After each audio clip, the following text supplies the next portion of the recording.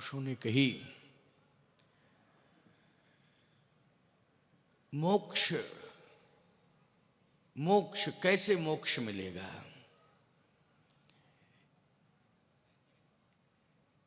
मैं एक बात पूछ रहा हूं, अगर आवागमन के बंधन से सभी मुक्त हो जाएंगे तो ये देश कौन चलाएगा?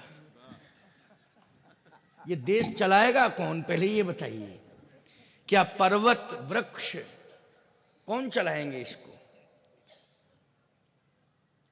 ये तो अच्छी बात है कि आवागमन के बंधन से मुक्त होना चाहिए जीव को, लेकिन इस देश को चलाने के लिए मैं कहता हूं, भगवान शिव से बड़ा कौन होगा, भगवान राम से बड़ा कौन होगा? लेकिन इस देश को चलाने के लिए भगवान शिव को शंकराचार्य बन के आना पड़ा, भगवान राम को रामानंदाचार्य बन के आना पड़ा। इस देश को चलाने के लिए, धर्म को बचाने के लिए। इसलिए हम आवागमन के बंधन से मुक्त होने के लिए प्रयास कर रहे हैं, लेकिन मैं ये चाहता हूं कि सभी मुक्त ना हो जाए, कुछ भक्त बन करके इस धरती का कल्याण करें, भक्त बन करके इस धरित्री का कल्याण करें। संस्कृति और संस्कार, ये तीन सूत्र बहुत, देखिए आज समय की बहुत बड़ी प्रतिबद्धता है, और मैं भी देखो भाई, जब सब अपना थोड़े थोड़े में निपटा लिए तो मैं क्यों घंटों लगाऊं? बस बात यह है कि आज हम आपको 5 किलो दूध नहीं पिलाएंगे, 500 ग्राम मलाई खिलाएंगे। तो भाई 500 ग्राम मलाई खा करके आनंद ले लो। 5 लीटर दूध के चक्कर में क्यों बैठे रहो कि हम तुम्हें 10 बजे तक बिठा लें।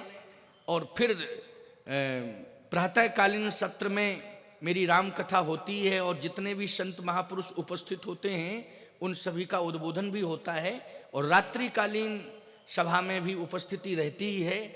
इसलिए सुनने को खूब मिलेगा, पर्याप्त मिलेगा, कहीं कोई दिक्कत नहीं।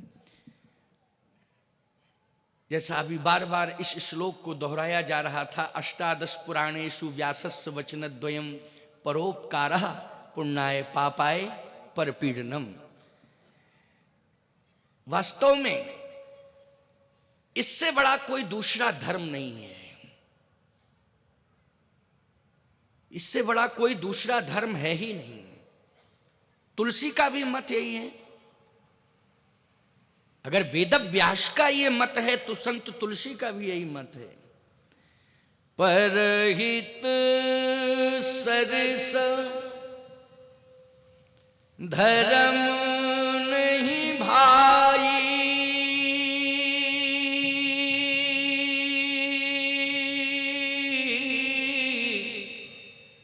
पर पीड़ा सम नहीं अधमाई। ये संत तुलसी का भी मत है। परोपकारी बनो, संस्कारी बनो। जो परोपकारी होते हैं, संस्कारी होते हैं, उन्हें बैकुंठ दुर्लभ नहीं है, बैकुंठ सुलभ है। बैकुंठ सुलभ है। मैं बता रहा हूं, एक और महाराज श्री दशरथ हैं, जहां दशरथ को वेदो दशरथो नृपः धर्म धुरंधर गुणनिधि ज्ञानी हृदय भगतमति सारंग पाणी। एक और दशरथ जी हैं, लेकिन दशरथ जी को बैकुंठ नहीं मिल पाया, जबकि 6 बार उन्होंने राम राम राम राम राम राम कह करके महाप्रयाण किया है।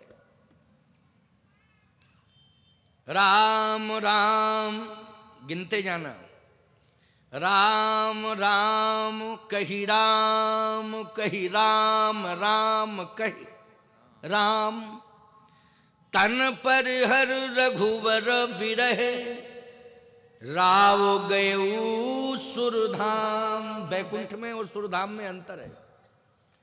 जहां देवता रहते हैं वो है सुरधाम, और जहां भगवान निवास करते हैं वो है बैकुंठ धाम, जहां भगवान निवास करते हैं। तो दशरथ जी 6 बार राम राम कहे गए कहां? सुरधाम। अच्छा, एक और दशरथ जी हैं जिन्होंने श्री राम को पुत्र के रूप में प्राप्त किया है, और दूसरे श्री जटायु जी हैं, पक्षी संस्कृति में जी रहे हैं। राम जी बार बार अनुरोध कर रहे हैं कि आप मेरे पिता बन जाइए। क्या बन जाइए? पिता। और वह अधम खग संस्कृति में जीने वाले कर्मवीर जटायु कहां गए? राम काज कारण तनु त्यागी, हरिपुर गए परम बड़भागी, हरिपुर गए परम बड़भागी। ये हरिपुर गए मतलब बैकुंठ गए। अब दशरथ जी के कर्म में और जटायु जी के कर्म में डिफरेंस क्या? कि डायरेक्ट बैकुंठ से उतर के स्वयं नारायण आया और पुत्र बन गया अयोध्या में, लेकिन जब उनकी मृत्यु हुई तो उन्हें बैकुंठ नहीं मिला, उन्हें देवताओं का धाम मिला, जिसको कहते हैं सुरधाम मानी स्वर्ग। और अधम जाति में पैदा हुआ, पक्षी है, पढ़ा लिखा नहीं है, पक्षियों में भी अधम पक्षी है, लेकिन वो कहां गया? हरिपुर गए परम बड़भागी। देवताओं के पास संस्कृत है और जटायु के पास संस्कृति है। क्या है? संस्कृति। जिसने अनाचार किया है रावण ने, उसके पास संस्कृत है, लेकिन जिसने अनाचार का विरोध किया है जटायु के पास संस्कृति है प्यारे। इसलिए जीवन में संस्कृति अपनाओ, संस्कृति अपनाओ। ऐसा सौभाग्य महाराज श्री दशरथ को नहीं मिला जो सौभाग्य अधम पक्षी को मिला। दशरथ जी बार बार रोते रहे कि हे राम, केवल मृत्यु के क्षण मेरे सामने आ जाओ और मैं एक बार तुम्हारा दर्शन कर लूं तो मुझे परम शांति मिलेगी और मैं इस अयोध्या को छोड़ करके चला जाऊं। लेकिन एक बार आ जाओ। जैसे कहते थे राम, तो राम जी आगे बढ़ जाते थे, पीछे नहीं लौटते थे। और जटायु जी कहते थे राम, तो राम जी आगे बढ़ जाते थे। जटायु के राम कहने पर भगवान राम आगे बढ़ते थे और दशरथ जी के कहने से, राम कहने से भगवान राम दशरथ जी से दूर होते थे और जटायु के राम कहने से जटायु के पास होते थे। राम दोनों ने कहा, श्री जटायु जी ने भी राम कहा और श्री दशरथ जी ने भी राम कहा। कारण क्या है?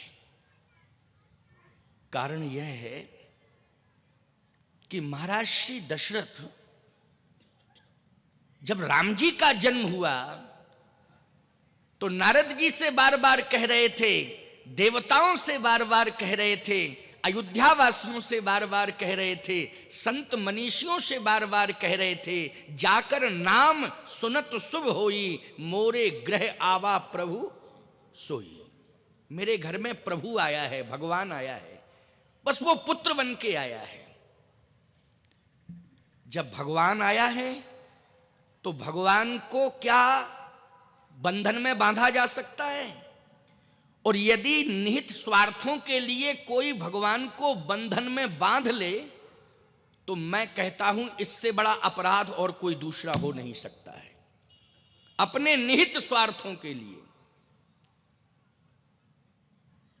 अपने निहित स्वार्थों के लिए राष्ट्रपति परिवार के बंधन में बंध जाए तो राष्ट्र के साथ धोखा हो जाएगा प्यारे, बहुत बड़ा धोखा हो जाएगा। क्योंकि राष्ट्रपति एक परिवार में पैदा हो सकता है, लेकिन जब पद पर पहुंच जाएगा तो उसे राष्ट्र हित के बारे में चिंतन करना पड़ेगा। फिर वो केवल एक परिवार का नहीं है, वो पूरे राष्ट्र का राष्ट्रपति है, उसे राष्ट्र की चिंता करनी चाहिए। जब प्रभु आया है तो प्रभु किस लिए आया है? क्या अयोध्या की चार दीवारी के अंदर रहने के लिए आया है? क्या सोने के पालने में झूलने के लिए आया है? क्या मणि जटित अंगनाई पर चलने के लिए आया है? नहीं नहीं, परित्राणाय साधूनाम विनाशाय च दुष्कृताम धर्म संस्थापनार्थाय संभवामि युगे युगे। इसके लिए प्रभु आया है। और दशरथ जी चाहते क्या थे? जन्म के समय तो समझा प्रभु आया, लेकिन जब भगवान ने बाल लीलाएं करना शुरू किया तो उन्होंने एक सोने के पालने में प्रतिबंधित करना चाहा राम को, कि इस सोने के पालने में राम बैठा बैठा झूलता रहे, मणि जटित अंगनाई पर चलता रहे, अयोध्या की चार दीवारी के अंदर रहे। लेकिन याद रखना, भगवान राजमहलों में रहने के लिए नहीं आते हैं। जब बैकुंठ की सत्ता छोड़ करके वो इस धरती पर आए तो केवल राजमहलों में रहने के लिए नहीं आए, बल्कि इस जगत का कल्याण करने के लिए राजमहलों से चल करके निषाद और सबरी की झोपड़ी तक पहुंचने के लिए आए हैं, जन जन का हित करने के लिए आए हैं। आत्मा रामो विराजिते, सबकी आत्माओं में जो रमण करने वाला राम है, वह राम सबकी वेदना सुनने के लिए आया है, सबका कल्याण करने के लिए आया है। आज दशरथ जी को छोड़ करके राम जटायु के उद्धार के लिए चले। जटायु ने कौन सा ऐसा कर्म किया था प्यारे, कौन सा ऐसा पुण्य किया था कि आज भगवान उद्धार करने के लिए अपने पिता को छोड़ करके उस पक्षी के पास गए? बोलो, पिता महत्वपूर्ण होता है कि पक्षी महत्वपूर्ण होता है? जरा थोड़ा सा बता दो हमको, पिता महत्वपूर्ण होता है कि नहीं, कि पक्षी? पिता। लेकिन भगवान ने अंत्येष्टि में पिता को महत्व दिया कि पक्षी को? पक्षी को दिया महत्व। अगर ये कथा सत्य है तो तुम्हें इस सत्ता को स्वीकार करना पड़ेगा, और अगर इस सत्ता को स्वीकार नहीं करोगे तो याद रखना, संत वाणी का अपमान हो जाएगा, और संत वाणी का अपमान परमात्मा कभी सह नहीं सकता है। तो ये संत की वाणी है कि आज पिता को छोड़ करके परमात्मा पक्षी के पास गया, और गया ही नहीं प्यारे। बहुत अच्छी बात आपको बताएं, पक्षी, मैं कहता हूं पक्षी संस्कृति में, खग संस्कृति में जी रहे हैं जटायु जी, और जरठ अवस्था है।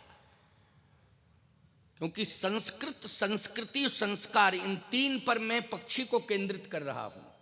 यही आज का विषय है ना, आपने यही विषय रखा है।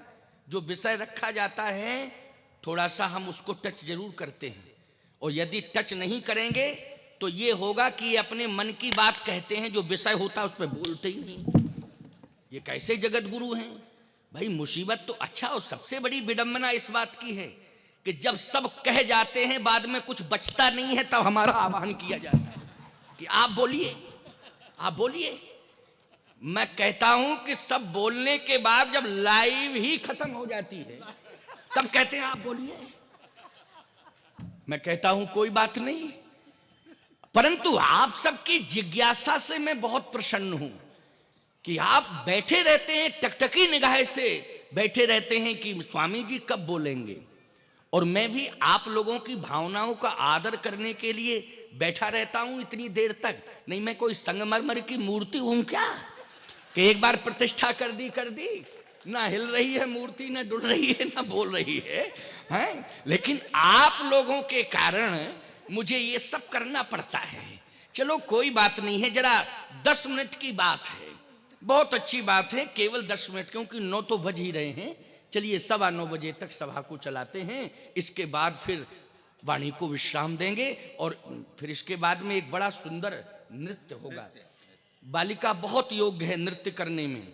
स्वामी जी के संस्थान में, शिक्षण संस्थान में जितने भी विद्यार्थी हैं, चाहे बालक हों बालिकाएं हों, इतने सुंदर संस्कारी हैं वो कि मैं हृदय से इस बात को कह रहा हूं कि उड़ीसा की विभूतियां नहीं बनेंगे बल्कि विश्व की विभूतियां बने। मेरा हृदय से आशीर्वाद है।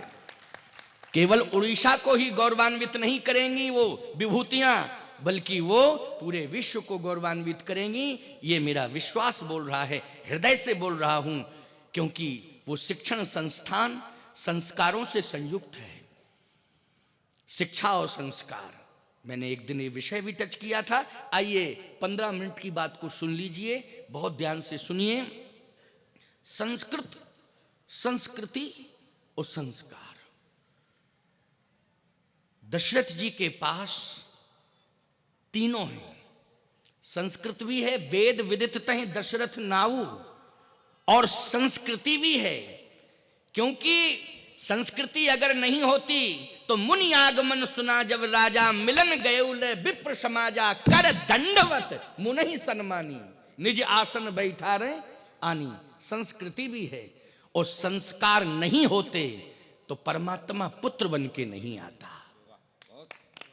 तीनों हैं और चरम परिणति पर हैं, चरम सीमा पर तीनों।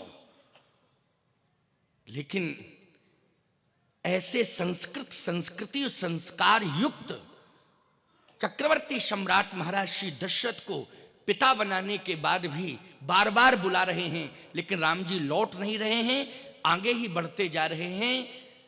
स्थिति क्या हुई प्यारे? एक पक्षी के सामने पहुंच गए। वो पक्षी है कैसा? जिस समय संस्कृति पर आंच आई, सीता क्या है? संस्कृति है। हमारे इस आर्यावर्त की सीता जी क्या है? संस्कृति है, संस्कृति। और संस्कृति के ऊपर आक्रमण हुआ। आक्रमण किसने किया? रावण ने किया, दशमुख ने किया। मैं कहता हूं, जब दशमुख ने संस्कृति पर आक्रमण किया, और वो भी संस्कृति यदि है तो आर्यावर्त की संस्कृति तो है ही, लेकिन उसका संबंध सूर्यवंश से है, रघुवंश से है। तो सबसे पहले संस्कृति की रक्षा करने के लिए रघुवंश को आगे कदम उठाना चाहिए था। लेकिन कंडीशन क्या है, जरा इस पर विचार कर लेना थोड़ा सा। सीता जी विलाप करती हुई जा रही हैं। सीता के विलाप सुन भारी, भयउ चराचर जीव दुखारी। चराचर के जीव दुखी हो गए। इसका मतलब है चराचर में अयोध्या भी है, चराचर में जनकपुर भी है, चराचर में चित्रकूट भी है, चराचर में सब है, और सब दुखी हुए। लेकिन दुखी होने के बाद विरोध किसने किया? संस्कृति की रक्षा करने के लिए कदम किसने आगे बढ़ाए? उस अन्याय का विरोध किसने किया चराचर में? एक प्रश्न है और उसका उत्तर चाहिए। सब दुखी तो हो गए, लेकिन विरोध किया है एक पक्षी ने। आप कहोगे महाराज जी एक निवेदन कर रहा हूं आपसे, दशरथ जी विरोध करने के लायक नहीं थे, क्योंकि वो सुरधाम पहुंच गए थे। कहां पहुंच गए थे? सुरधाम। और धरित्री पर, भूतल पर ये अनाचार हो रहा था, ये रावण के द्वारा अपहरण हो रहा था। अब दशरथ जी महाराज तो ऊपर पहुंच गए थे, तो वो कैसे आ सकते थे? मैं एक बात कहता हूं, जनक जी भी आ सकते थे और दशरथ जी भी आ सकते थे, दोनों ही आ सकते थे। और यदि जनकपुर की दूरी थी तो तत्काल नहीं आ सकते थे, तो कुछ अंतरालवाद आ सकते थे। लेकिन कहीं किसी भी रामायण में, पुराण में, ग्रंथ में यह प्रमाण नहीं मिला कि जनक जी ने किसी भी प्रकार की सीता हरण पर टिप्पणी की हो। जबकि पिता हैं, बोलो टिप्पणी करनी चाहिए थी कि नहीं? पिता हैं लेकिन मौन हैं। दशरथ जी की स्थिति क्या है? दशरथ जी देख रहे हैं लेकिन आ नहीं रहे हैं। आप कहो आने के लायक नहीं है, मैं कहता हूं कैसे लायक नहीं है। जब रावण का वध हुआ तो लंका में डायरेक्ट चले आए सीधे उतर के। तहीं अवसर दशरथ तहीं आए। तो जब रावण मर गया, राक्षस मर गए, क्लियर पोजीशन हो गई तो उतर के आ गए। अरे आना था तो उस समय आना चाहिए था, जब अन्याय हो रहा था उस समय आना चाहिए था कि नहीं। लेकिन जब बिल्कुल राक्षसों का सफाया हो गया तो तहीं अवसर दशरथ तहीं आए। तनय बिलोक नयन जल छाए, अनुज सहित प्रभु वंदन कीना, आशीर्वाद पिता तो दीना। आए जरूर, लेकिन प्यारे इस बात को सुन लो, हरिपुर गए परम बड़भागी। सबसे बड़ा बड़भागी, परम बड़भागी पक्षी हुआ है। क्यों हुआ है? इसलिए हुआ है क्योंकि उसने अन्याय का विरोध किया। जैसे आवाज कानों में पहुंची, सीता जी का करुण क्रंदन कान में पहुंचा तो उसने कहा, पुत्री सीते तुम चिंता मत करो, सीते पुत्री। बोलो इस वाणी से संस्कार झलक रहा है कि नहीं?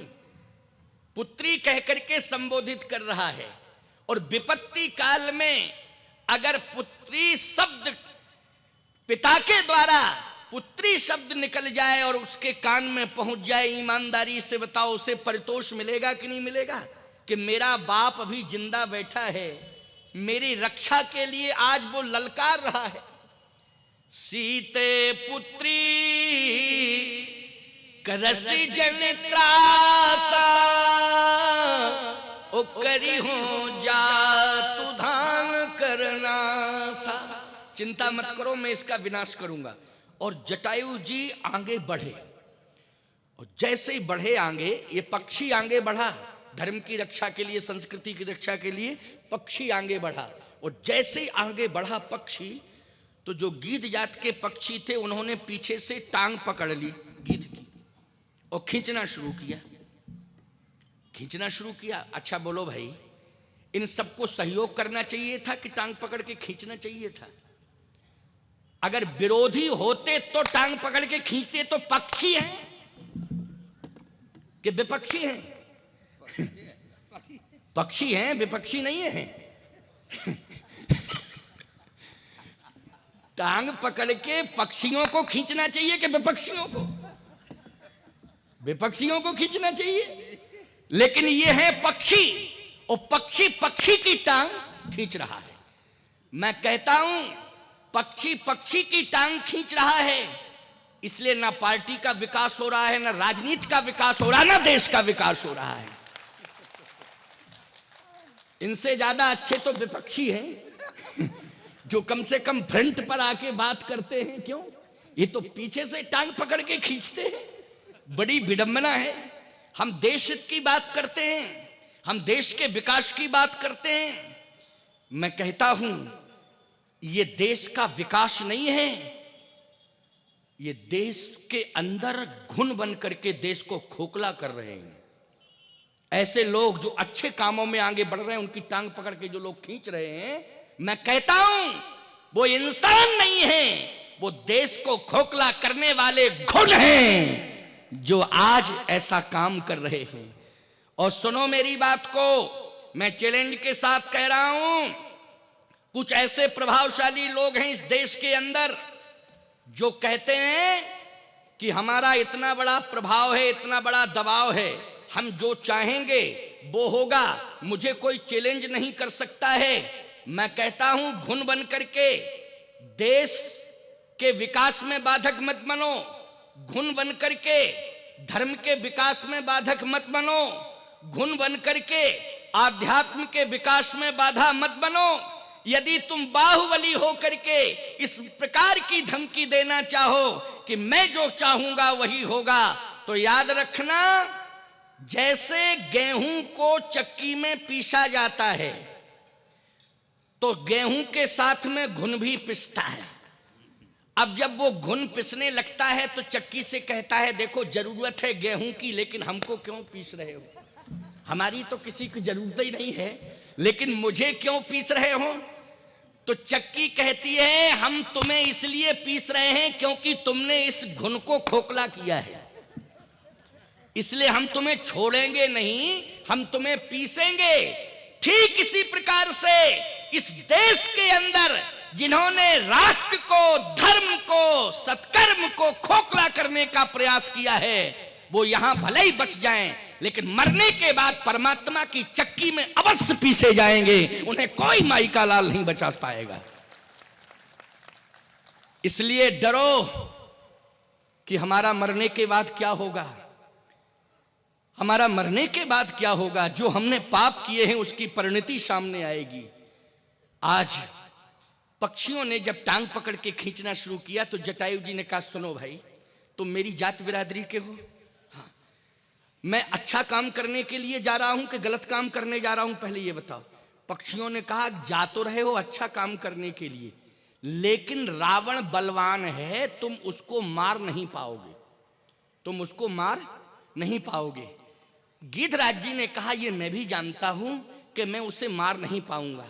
फिर गिद्ध ने कहा भले ही मैं उसे मार ना पाऊं, लेकिन उसके हाथ से मर तो सकता हूं, लेकिन जब तक जिंदा हूं तब तक अन्याय नहीं देख सकता हूं। भले ही मुझे मरना पड़े, मैं मरने के लिए तैयार हूं, लेकिन जब तक जिंदा हूं तब तक अन्याय देख नहीं सकता हूं। ईमानदारी से बताओ, मोक्ष के दरवाजे ऐसे ही लोगों के लिए खुले हैं कि नहीं खुले हैं? खुले हैं कि नहीं खुले हैं? ऐसे ही लोगों के लिए मोक्ष के दरवाजे खुले हैं जो कहते हैं कि मैं मर सकता हूं, लेकिन जब तक जिंदा हूं अन्याय नहीं देख सकता हूं, अन्याय नहीं देख सकता हूं। और आजकल लोग ऐसे हैं, हमें क्या लेना देना, जिसके ऊपर बीत रही वो जाने, हम तो सुरक्षित हैं, तुम कहां से सुरक्षित रह जाओगे।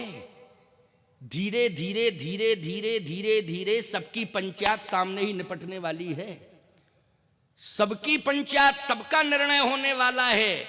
बस थोड़े समय का इंतजार कर लो प्यारे, इस चक्कर में मत पड़ो कि मेरा कुछ होने वाला नहीं है। मैं दावे के साथ इस बात को कह रहा हूं, गिद्धराज जटायु ने कहा कि आप मेरा थोड़ा सा सहयोग कर दो, क्या अच्छे काम में तुम भी सहभागी बन जाओ, विरोध मत करो।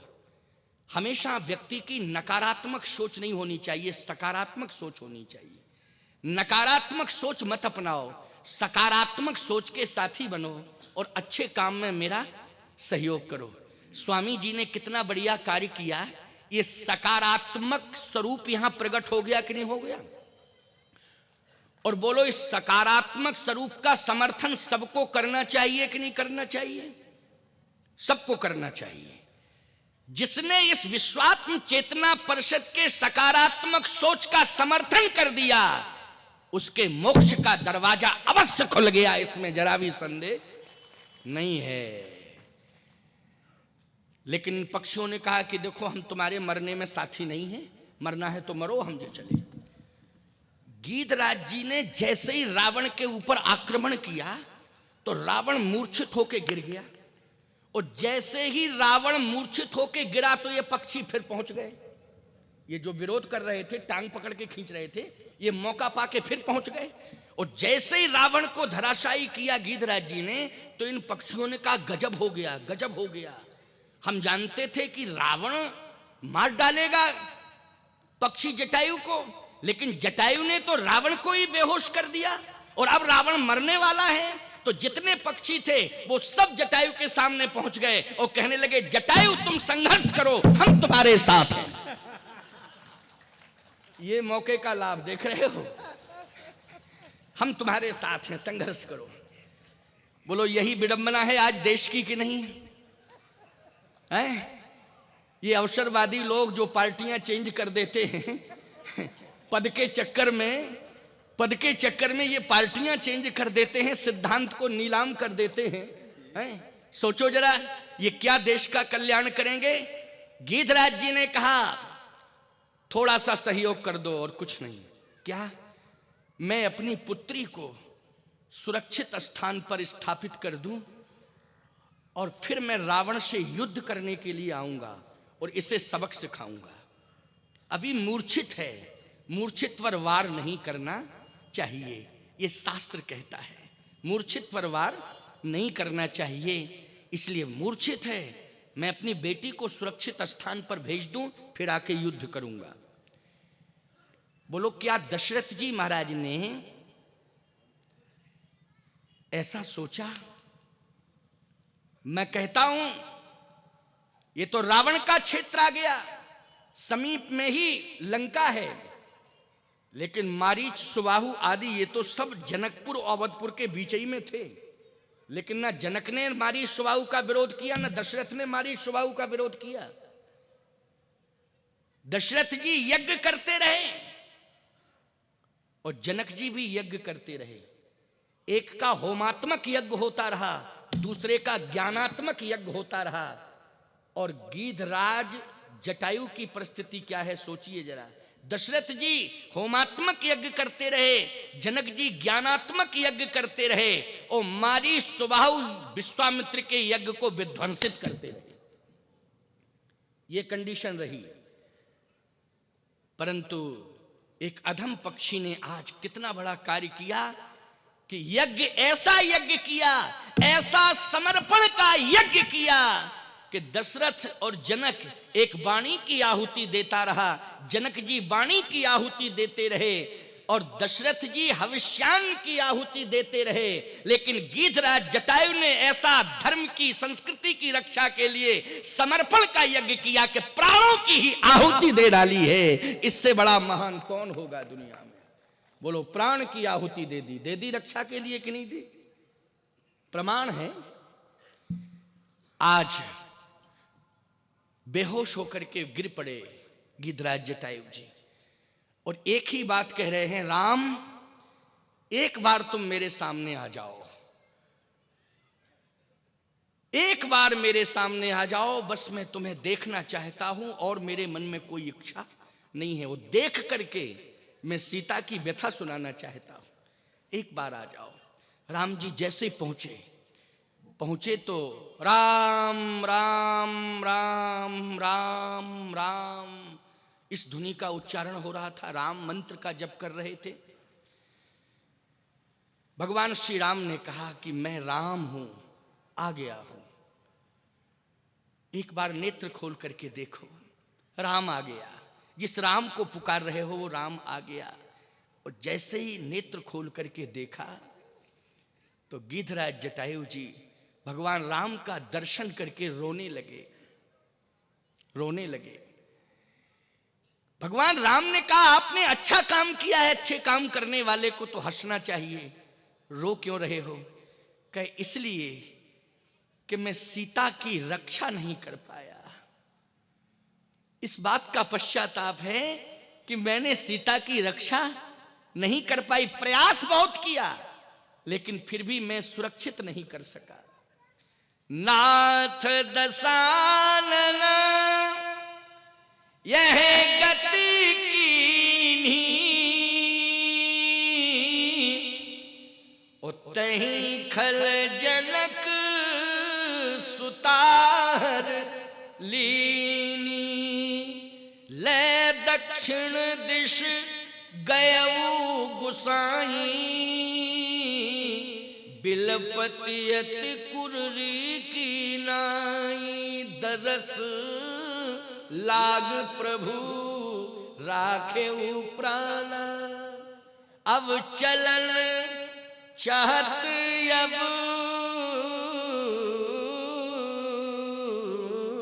कृपा निधान। अब चलना चाहता हूं। भगवान ने कहा, आपने काम बहुत अच्छा किया है, लेकिन आप जाना चाहते हो तो जाने के पहले कुछ मांग लो।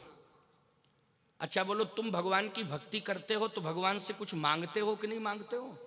मैं कहता हूं यही मांगते हो कि प्रभु आपके चरण कमलों की रज हमेशा मिलती रहे।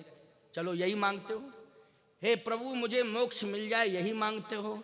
हे प्रभु जगन्नाथ भगवान का दर्शन मुझे हर योनि में होता रहे, ये मांगते हो। यही मांगते हो, चलो भाई यही मांगते हो। लेकिन भगवान ने गीधराज जटायु से कहा, आपने कर्म अच्छा किया है, आप मांग लो, क्या चाहिए? गीधराज जटायु ने कहा, कुछ नहीं चाहिए प्रभु, दर्शन हो गया बहुत है। नहीं नहीं नहीं, मैं दूंगा। गीध ने कहा अगर दो तो मांगू और नहीं दे पाओ तो व्यर्थ में क्यों कह रहे हो आप कि मांगो मांगो। नहीं नहीं नहीं दूंगा, जो मांगोगे सो दूंगा। गीधराज जी ने कहा तो देना है तो अविरल भक्ति दो। कौन सी भक्ति? अविरल भक्ति। अविरल भक्ति का क्या अर्थ है, जरा इसको सुन लीजिए।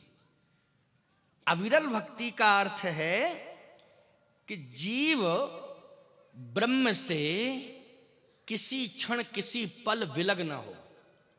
ना जीव ब्रह्म से विलग हो, ना ब्रह्म जीव से विलग हो।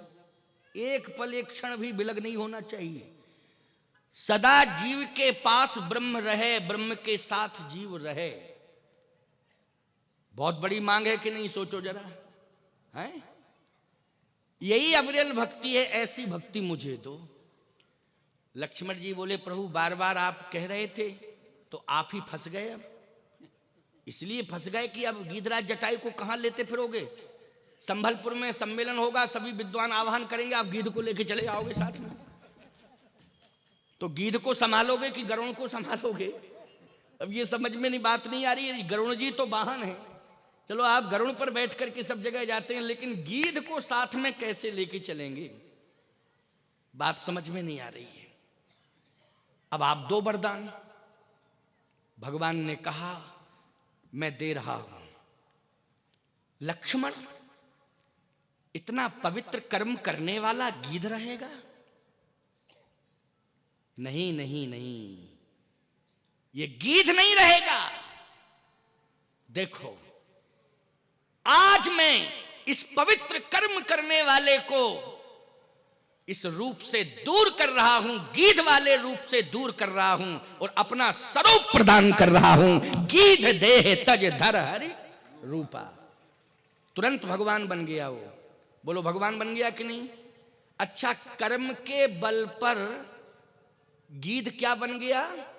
भगवान। और कर्म में भी सत्कर्म के बल पर बना, तपस्या के बल पर बना। किसके बल पर बना? तपस्या के बल पर, सोर्स के बल पर, कर्म के बल पर। कर्म में भी सत्कर्म के बल पर। बोलो भाई, सत्कर्म के बल पर इंसान भगवान बन सकता है कि नहीं बन सकता है? और इसी मृत्यु लोक में ही वो भगवान बना। कहां बना? मृत्यु लोक में बना भगवान। किसके बल पर बना? सत्कर्म के बल पर बना। अब जैसे ही भगवान बन गया तो भगवान ने कहा कि अब आप यहां नहीं रहेंगे, आप हमारे धाम जाएंगे बैकुंठ। और जैसे हम बैकुंठाधिपति हैं, वैसे ही सत्कर्म के बल पर आपको मैं बैकुंठाधिपति बना रहा हूं। आप बैकुंठ के सिंहासन पर बैठे। अब बताओ दो कहां रहे? दो रहे क्या? गीध और भगवान एक ही हो गए। हो गए कि नहीं? गीध देह तज धर हरि रूपा। जब भगवान नारायण का स्वरूप धारण कर लिया तो बोलो गीध स्वयं भगवान बन गया कि नहीं बन गया? और जब भगवान बन गया तो उसे रूप भी मिल गया सत्कर्म के बल पर और धाम भी मिल गया सत्कर्म के बल पर। रूप और धाम दोनों सीधी सी बात, वो क्या बन गया? भगवान बन गया। इसलिए मैं कहता हूं कि भगवान ने अपना रूप, अपना धाम दे दिया, सत्कर्म के बल पर दिया। जीवन में हम ये जरूर भगवान से मांगें कि प्रभु मुझे और कुछ नहीं चाहिए, अगर देना है तो आप अपनी चरण शरण दे दीजिए। हे प्रभु, आप जहीं जौन जन्महु कर्म वसतः राम जी पद अनुराग हों। भगवान से मांगना है तो यही मांगो कि आप मेरे साथ रहें, मैं आपके साथ रहूं। जहां भी आप चले मुझे साथ ले चले। या नैया के मोक्ष पाके बैकुंठई में पड़े रहें, मोक्ष पाके बैकुंठ में ही पड़े रहें। और बैकुंठ में सुनो, नारायण जी लेटे रहते हैं, पड़े रहते हैं कि नहीं? लेकिन बैकुंठ छोड़ के जब राष्ट्र के ऊपर संकट आता है, धर्म के ऊपर संकट आता है, गौ ब्राह्मण के ऊपर संकट आता है, संतों के ऊपर संकट आता है, तो उन्हें जागना पड़ता है, उठना पड़ता है, चलना पड़ता है, उस धरती पर आना पड़ता है। इसलिए भगवान से यही कहो, प्रभु आपका हूं मैं, जहां आप मुझे भेजो मैं वहां जाऊंगा, वहां रहूंगा, और जिस कर्तव्य के लिए आदेश करोगे उसका मैं पालन करूंगा। यही आज के प्रवचन की सार्थकता है। संस्कृति, संस्कृत और संस्कार। आज इतना ही कहूंगा, शेष चर्चाएं अब कल होंगी, क्योंकि 9:30 बज गए। आओ कीर्तन करो। इसके बाद अभी प्रवचन के बाद बड़ा सुंदर नृत्य होगा बालिका का, 5 मिनट का, और उस दिव्य नृत्य का दर्शन करके आप जाएंगे। 2 बार भगवान का नाम ले लो। श्री राम जय जय राम,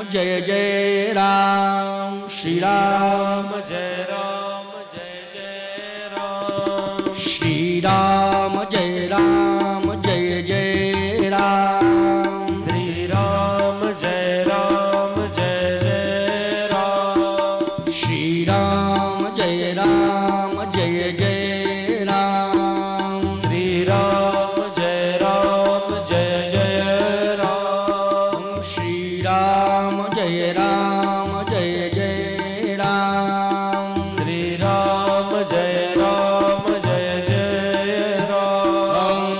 राम जय जय राम, श्री राम जय जय राम, श्री राम जय जय राम,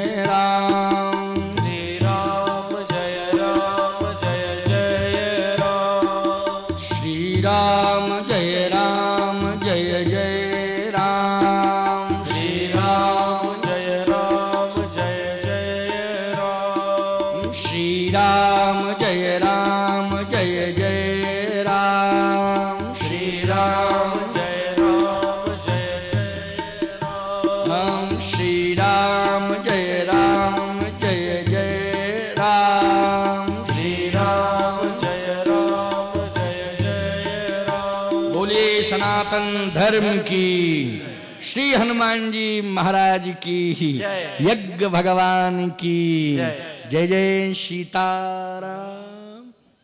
आप सबसे निवेदन है, थोड़ी देर बच्चों को उत्साहित करने के लिए और 5-7 मिनट बैठें। हम तो एक सुन रहे थे, दोनों बच्चियां आपको अपनी अपनी प्रतिभा दिखाने के लिए सामने आ गई हैं।